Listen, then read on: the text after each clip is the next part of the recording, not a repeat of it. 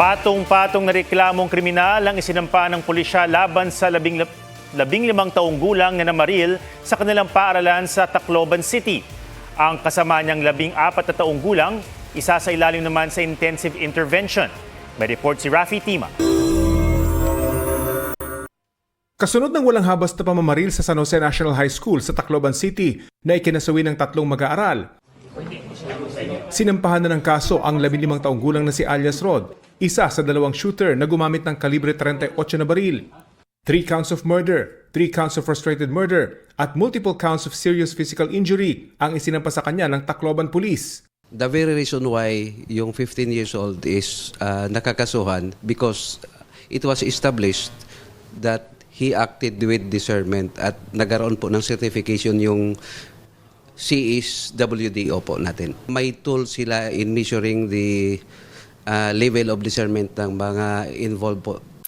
Ang isa pang shooter na si alias Nash na 14 na taong gulang, hindi sinampahan ng reklamo pero isa sa ilalim sa intensive intervention alinsunod sa Juvenile Justice and Welfare Act o Republic Act 9344. Nasa kustodiya na ng Department of Social Welfare and Development o DSWD ang dalawa.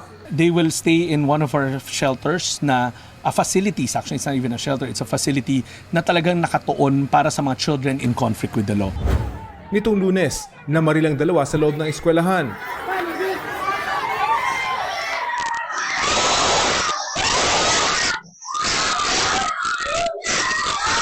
Maraming estudyante ang nabulabog at nagtakbuhan, kabilang ang mga batang ito na nagtago muna sa isang bahay malapit sa paaralan.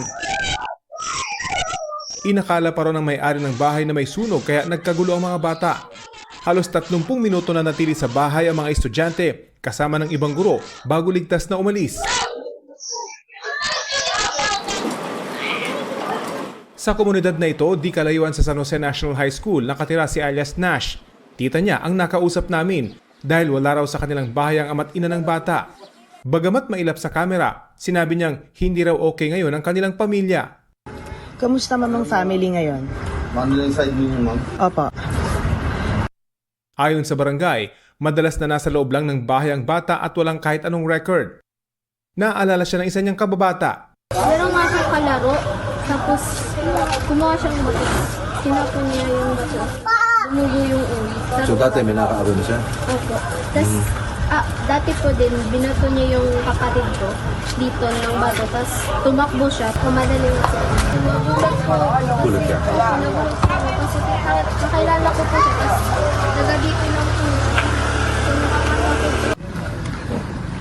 Hindi rin inakala ng kanilang mga kapitbahay na masasangkot si Nash sa shooting incident. Ipaglaro yan dati dito. Kaibigan niya? Kaibigan niya. Basketball, yan. Mahilig sa basketball. Mahilig sa basketball, si Steve.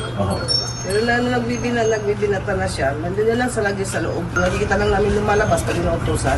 Hindi talaga namin akalain na magagawa niya yun. Wala kami nakikita ang barkada na ano sa kanya. Hindi naman makapaniwala ang grade 10 student na ito na mismong kababata niya ang namamaril sa kanilang eskwelahan. Kung nagtuturo na sa amin yung second subject namin, doon na nagsimula. Tapos sunod-sunod na po yung putok, doon na po kami na mayroon na po sumabi na may baril. Kaya nagsitago na kami doon sa loob ng kasal namin. Nasa kabilang barangay naman ang bahay ni alias Rod. Tikom ang bibig ng kanyang ama't ina nang maabutan ng aming team.